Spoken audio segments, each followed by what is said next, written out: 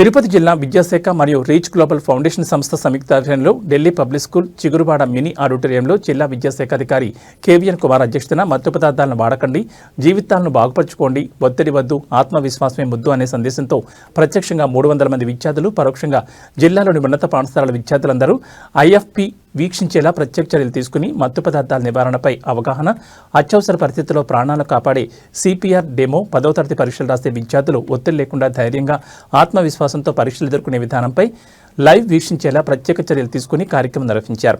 ఈ సందర్భంగా జిల్లా విద్యాశాఖ అధికారి కేవీఎన్ కుమార్ పిల్లలను ఉద్దేశించి మాట్లాడుతూ, పరీక్షలు జీవితానికి ముగింపు కాదు, అవి ఒక దశ మాత్రమేనని, విద్యార్థులు ఒత్తిడికి లోను కాకుండా ధైర్యంగా ఆత్మవిశ్వాసంతో పరీక్షలు రాయాలని, మత్తు పదార్థాలకు దూరంగా ఉండడం ద్వారా మాత్రమే ఆరోగ్యకరమైన భవిష్యత్తు నిర్మించుకోవచ్చని అన్నారు. అలాగే reach global foundation chairman doctor Ramesh Nath Lingutla మాట్లాడుతూ, మత్తు పదార్థాలు, మాదక ద్రవ్యాలు యువత జీవితాలు నాశనం చేస్తున్న సమస్య పట్ల ఒక వైద్యుడిగా, విద్యావేత్తగా, ముఖ్యంగా ఒక దేశభక్తుడిగా కలత చెందారని, భావి భారత పౌరులను ఆ సమస్య నుంచి కాపాడుకోవడం మనందరి కర్తవ్యమని అన్నారు.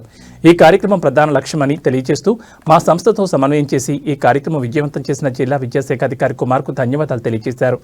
అతిథి ప్రసంగంలో పిల్లలకు సిపిఆర్ గురించి డెమో నిర్వహించిన డాక్టర్ రత్నశేఖర్ అత్యవసర పరిస్థితుల్లో తీసుకోవాల్సిన ప్రాథమిక చర్యలను ప్రత్యక్షంగా చూపించారు. మత్తు పదార్థాలు, మాదక ద్రవ్యాల గురించి మరియు మానసిక ఒత్తిడి తగ్గించుకోవడం, పరీక్షల సమయంలో భయం లేకుండా ఎలా వ్యవహరించాలనే అంశాలపై డాక్టర్ మానస, తిరుపతి ఉప విద్యాశాఖ అధికారి ఇందిరాదేవి, జిల్లా విద్యాశాఖ ఐటీ సెల్ అధికారి ధనుంజయ నాయుడు, సమగ్ర శిక్ష సెక్టోరియల్ అధికారులు డాక్టర్ చంద్రశేఖర్ నాయుడు, సురేష్, సుధాకర్, చంద్రశేఖర్ రెడ్డి, విద్యాలయాల అధినేత వెంకటేశ్వర్లు, రీచ్ గ్లోబల్ ఫౌండేషన్ ప్రతినిధి డాక్టర్ మొర్రిమేకల దేవరాజులు, తిరుపతి రూరల్ ఎంఈఓలు, స్వచ్ఛంద సేవా సంస్థల ప్రతినిధులు, దుర్గసముద్రం, మల్లంగుంట ఉన్నత పాఠశాలల విద్యార్థులు పాల్గొన్నారు.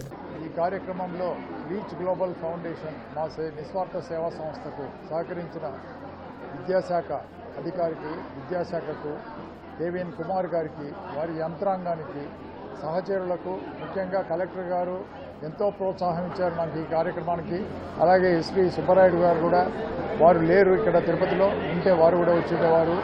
అడిషనల్ ఎస్పీ రవి మనోహర్ ఆచార్య గారు, అందరూ ఇక్కడ వచ్చిన పోలీసు వారు, సరస్వతి, వారందరికీ ధన్యవాదాలు తెలుపుతూ, ముఖ్యంగా దీన్ని మీరు తీసుకొని పిల్లలు ఒక్కరి బాధ్యత కాదు, తల్లిదండ్రులు, ఉపాధ్యాయులు, ప్రభుత్వము, మీడియా, బాధ్యతాయుతమైన పౌరులందరూ మన భారతదేశంను మత్తురహిత సమాజంగా చేసుకొని, ముఖ్యంగా మన యువతను, పిల్లలను, విద్యార్థులను భావి భారత పౌరులుగా వారే వెన్నుముక అయిన చేసుకొని వారిని రక్షించుకోవాలనే తాపత్రయంతో ఆరంభించాము. ఈ కార్యక్రమాలు ఇంకా ఎన్నో చేసి మేము సఫలీకృత అవుతామనుకుంటున్నాము. సో పిల్లలందరూ మీరు ఈ కార్యక్రమాన్ని తీసుకొని మీరు మంచి పౌరులుగా ఎదిగి మన భావి భారత దేశ పతాకాన్ని వినివిధిలో రెపరెపలాడించాలని కోరుతూ, వందే మాతరం, జై హింద్. సార్, అందరికీ నమస్కారం. రీచ్ ఫౌండేషన్ వారు వాళ్ళ సామాజిక బాధ్యతలో భాగంగా విద్యార్థుల దశ నుంచే వాళ్ళకి మంచి అలవాట్లు, డిసిప్లిన్, ఒక కన్సిస్టెన్సీగా వర్క్ చేసే అలవాట్లు నేర్పించాలన్న ఒక సదుద్దేశంతో జిల్లా విద్యాశాఖ అధికారి సహకారంతో ఈరోజు ఇక్కడ ఈ కార్యక్రమం నిర్వహిస్తూ ఉన్నారు. విద్యార్థులందరూ మంచిగా చదువుకోవాలని చెప్పి వక్తలందరూ తెలియజేస్తున్నారు. వాళ్ళు సేమ్ గంజాయి ఇంకొక పేరుతో మళ్ళీ మార్కెట్లోకి తీసుకొస్తారు. దాని పేరు డిజైనర్ డ్రగ్స్ అనమాట. అలాంటి డిజైనర్ డ్రగ్స్ చాలా పేర్లతో మళ్ళీ మార్కెట్లోకి వస్తుంటాయి. చాలా మంది ఇదేదో కొత్తగా ఉంది కదా, స్టార్ట్ చేద్దాం, ట్రై చేద్దాం అని చెప్పి వాటికి అడిక్ట్ అయిపోతూ ఉంటారు. ఇంత ఇంపార్టెంట్ అంటే ఈ స్లైడ్ నేను ఓన్లీ పిల్లల గురించే పెట్టాను. ఈ స్లైడ్ అంటే ఎంతో మంది వాడుతూ ఉంటారు ఈ ఆల్కహాల్, స్మోకింగ్ ఇవంతా. కాకపోతే అడాలసెంట్ ఏజ్ గ్రూప్ అంటే యుక్త వయసులో ఉన్న పిల్లలు, 10 to 17 or 18 years పిల్లలు 1.5 crores మన ఇండియాలో 1.5 crores ఇంతమంది పిల్లలు ఈ సబ్స్టెన్సెస్ వాడుతున్నారు. దీంట్లో ఆల్కహాల్ తాగే పిల్లలు ఏది 10 to 17 years వాళ్ళు ఆల్కహాల్ అలవాటు చేసేసుకొని, మద్యం అలవాటు చేసేసుకొని తాగే పిల్లలు 30 లక్షల మంది ఉన్నారు.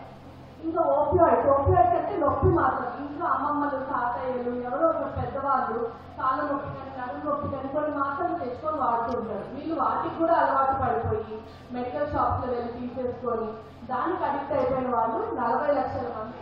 ఇన్హలేన్స్ అంటే ఇందాక నేను చెప్పినట్టు paints, petrol, gums, nail polishers, fingers, ఇలాంటివన్నీ కొన్ని బ్యాగ్స్లో వేసుకొని, కవర్స్లో వేసుకొని వాసనలు చూడటము, మళ్ళీ ఆ వాసన చూడాలనిపించడము, దానికి అడిక్ట్ అయిపోవడం, అది ఇన్హలెన్స్. అదొక 30 లక్షల మంది అడిక్ట్ ఉన్నారు. ఇప్పుడు ప్రెజెంట్ లాస్ట్ ఇయర్ సెన్సర్